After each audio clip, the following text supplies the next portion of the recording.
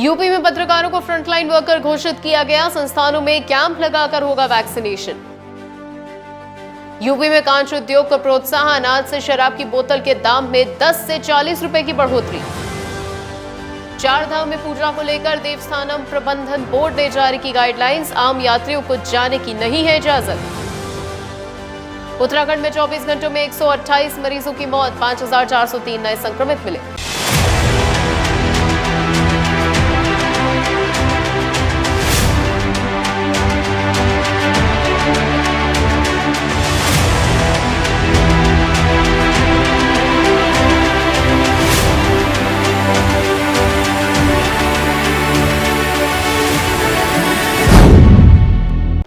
नमस्कार, आप देख रहे हैं कशिश न्यूज। मैं हूं आपके साथ दीक्षा और हाजिर हूं लेकर के यूपीयू के बुलेटिन, जिसमें हम आपको दिखाते हैं उत्तराखंड और उत्तर प्रदेश की बड़ी खबरें।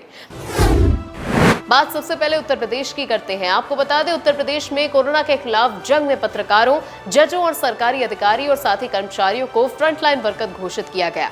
अब उन्हें प्राथमिकता के आधार पर कोरोना का टीका लगाया जाएगा। बताया जा रहा है कि वैक्सीनेशन के लिए टीमें खुद जाकर के संस्थानों में कैंप लगाएंगी और टीकाकरण किया जाएगा।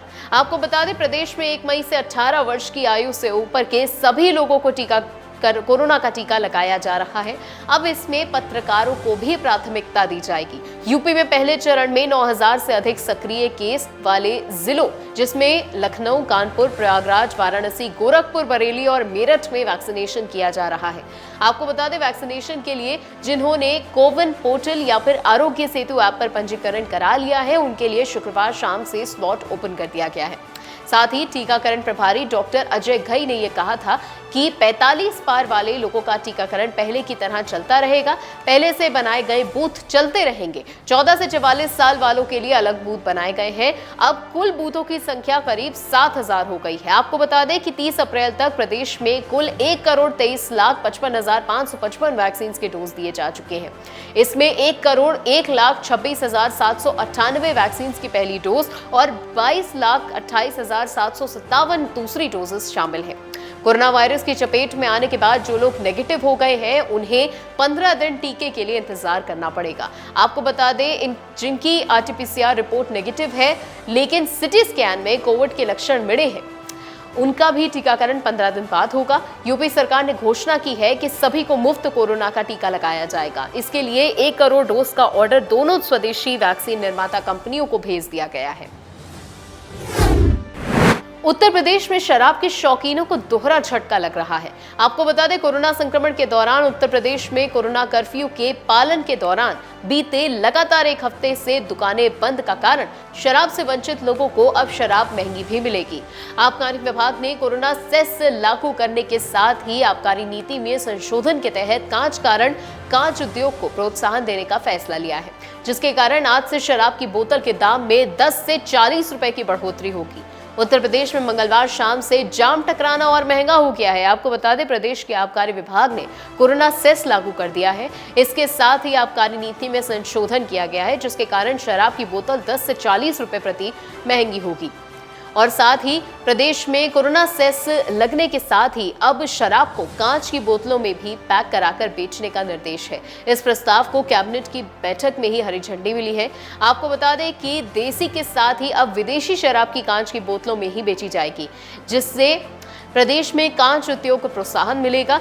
देसी के साथ ही विदेशी शराब को कांच की 90 mm की बोतलों में पैक किया जाएगा, जिसके कारण इनके दाम में 10 से 40 रुपए प्रति बोतल इजाफा हो जाएगा। आपको बता दें, योगी आदित्यनाथ सरकार ने प्रदेश का राजस्व बढ़ाने के लिए यह निर्णय लिया है और इसके तहत अब शराब खरीदने वालों को प्रति बोतल 10 से 40 रुपए तक अधिक देना होगा। देसी शराब की बोतल पर 10 रुपया बढ़ाया गया है, जबकि विदेशी शराब की बोतल पर 40 रुपए की वृद्धि की गई है। इसका आदेश अपर मुख्य सचिव आबकारी संजय आर भूसरेड्डी ने जारी किया है। प्रदेश में अब देसी के साथ ही विदेशी शराब की आपूर्ति ट्रेटा पैक के स्थान पर कांच की बोतलों में की जाएगी, जिससे इसके दाम में 10 रुपए बढ़ाया गया है। प्रीमियम ब्रांड की 90 ml बोतल के दाम में 10 रुपया और साथ ही सुपर प्रीमियम ब्रांड की बोतल में 20 रुपए बढ़ाए गए हैं। स्कॉच की बोतल के दाम में 30 रुपए और इंपोर्टेड शराब के दाम में 90 ml की बोतल में 40 रुपए बढ़ाया गया है।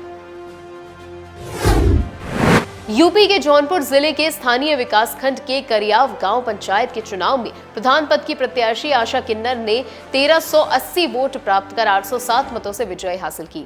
आपको बता दें, जबकि उनकी प्रतिद्वंदी महेंद्र सिंह को 520 मत प्राप्त हुए। वैसे तो आशा किन्नर के सामने भोजपुरी फिल्म निर्माता पिंटू सिंह भी मैदान में थे और गाँव की जनता ने उन्हें फिलहाल नकार दिया और साथ ही भोजपुरी फिल्म निर्माता पिंटू सिंह मात्र 90 वोटों पर पाकर के 5वें स्थान पर रहे। विजय प्राप्त करने पर करियाव गांव में आशा किन्नर का भव्य स्वागत किया गया। यूपी में पंचायत चुनाव के परिणाम आने के बाद मंगलवार को घाटमपुर के बेंदा गांव में नवनिर्वाचित प्रधान के परिवार के 3 लोगों को गोली मार दी गई। निर्वाचित प्रधान सुरक्षित है। फिलहाल आपको बता दें, गोली मारने का आरोप चुनाव हारे निर्वर्तमान प्रधान और उसके साथियों पर लगाया गया है। आपको बता दें, घटना से गुस्साए ग्रामीणों ने मुगल रोड पर जाम लगा दिया। मौके पर पहुंची पुलिस से हाथापाई और साथ ही उन पर पथराव किया जा रहा है, जिसके कारण पुलिस को घटनास्थल पर पहुंचने में दिक्कत हो रही है। आपको बता दें, पंचायत चुनाव में बेंदा गांव से इसी गांव का मजरा अयोध्यापुर निवासी बलवान प्रजापति ने अपने प्रतिद्वंदी विकास यादव उर्फ सिद्धार्थ को 34 वोटों से हराया। विकास इससे पहले गांव का प्रधान रहा है। आपको बता दें, बलवान प्रजापति के मुताबिक मंगलवार 9 बजे विकास अपने 1 दर्जन साथियों के साथ बेंदा गांव उसके परिवारजनों के घर पहुंचा। बलवान वहीं पर मौजूद था। विकास ने वहां आने के बाद गाली गलौज शुरू कर दी। इसके बाद उसके समर्थकों ने देसी तमंचे से ताबड़तोड़ फायरिंग कर दी, जिसमें बलवान के पिता के चेतन परातीलाल और अनिल घायल हो गए। घटना को अंजाम देने के बाद आरोपित मौके से फरार हो गए। आपको बता दें, घायलों को सीएचसी में भर्ती कराया गया है, जहां पर 2 की हालत गंभीर बताई जा रही है। उत्तर प्रदेश के चंदौली जिले में पंचायत चुनाव मतगणना के दूसरे दिन सोमवार को भी सोशल डिस्टेंसिंग की धज्जियां उड़ती दिखी। आपको बता दें कि इस बीच मतगणना का जायजा लेने सैयद राजा नेशनल इंटर कॉलेज पहुंचे और साथ ही एसपी अमित कुमार ने कुछ लोगों को बगैर मास्क देखा तो चालान करने का निर्देश दे दिया। उसकी इस कार्रवाई की जद में इसी कॉलेज के विज्ञान के शिक्षक राम नगीना सिंह भी आ गए। शिक्षक ने न मास्क लगाया था, न हेलमेट पहना था और तो और बाइक पर नंबर भी नहीं था। उल्टे जब एसपी ने उन्हें रोका तो गलती स्वीकार करने के बाद जुर्माने से बचने के लिए अपनी पढ़ाई लिखाई का रौब झाड़ने लगे। उन्होंने एसपी से कहा, sir I am MSc PhD। ये सुनते ही एसपी का गुस्सा और ज्यादा भड़क गया। उन्होंने बिना नंबर की बाइक के लिए 10,000 और बगैर मास्क के घूमने के चलते शिक्षक पर 1,000 रुपए का जुर्माना ठोक दिया, जबकि इसी दौरान पकड़े गए अन्य लोगों पर 1,000 रुपए का जुर्माना लगाया गया। जरा आप भी देखिए ये वीडियो। आराम से घूम रहे हैं साहब, मैं भी इंसान हूँ, हम जानवर हैं, हम जानवर हैं, आप लोग अफवाह करते हैं। इनका 11,000 का चालान है, 10,000 का मोटरसाइकिल का नंबर प्लेट नहीं है, ना मास्क है, हेलमेट भी नहीं है सर, ना हेलमेट है, गाड़ी का कागज भी अब कोई बात नहीं, अब तो आप फ्री हैं। ये ऐसा साहब चाय भी ले लो, चाय।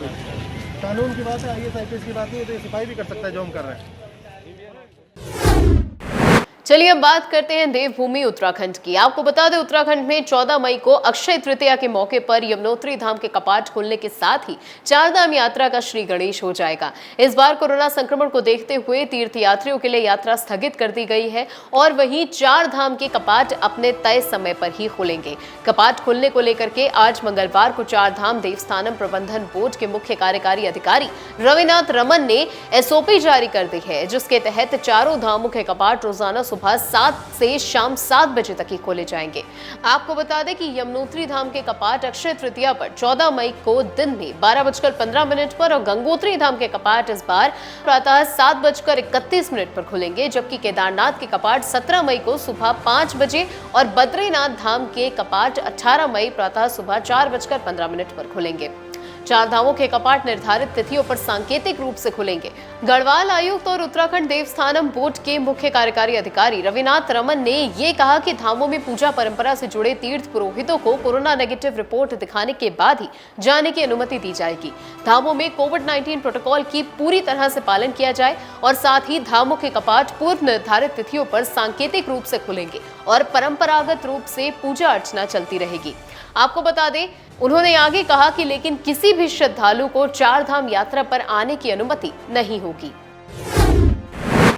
उत्तराखंड में सोमवार को 24 घंटे के अंदर 128 मरीजों की मौत हो गई, तो वहीं 5,403 नए संक्रमित मिले हैं और उसके साथ ही एक्टिव केसेस की संख्या भी 55,436 हो गई है। आज 3,344 मरीजों को ठीक होने के बाद डिस्चार्ज किया गया। आपको बता दें, प्रदेश में अब तक 1,97,023 संक्रमित मरीज आ चुके हैं, जिसमें से 1,34,488 मरीज स्वस्थ हुए हैं। स्वास्थ्य विभाग की रिपोर्ट के मुताबिक सोमवार को 38,174 सैंपलों की जांच हुई, जिसमें से 27,812 सैंपलों की जांच रिपोर्ट नेगेटिव आई है, जबकि देहरादून जिले में सबसे अधिक 2,026 कोरोना संक्रमित मरीज मिले हैं। तो वहीं हरिद्वार जिले में 676, नैनीताल में 458, उधम सिंह नगर में 656, पौड़ी में 139, टिहरी में 415, रुद्रप्रयाग में 35, पिथौरागढ़ में 150, उत्तरकाशी में 192, अल्मोड़ा में 167, चमोली में 159, बागेश्वर में 105 और चंपावत में 215 संक्रमित मिले हैं। वहीं प्रदेश में अब कंटेनमेंट जोन्स की संख्या बढ़कर के 282 हो गई है और वहीं अब तक 2,930 मरीजों की मौत हो चुकी है। और इसी के साथ उत्तर प्रदेश उत्तराखंड के इस बुलेटिन में इतना ही। बने रहिए कशिश के साथ। नमस्कार।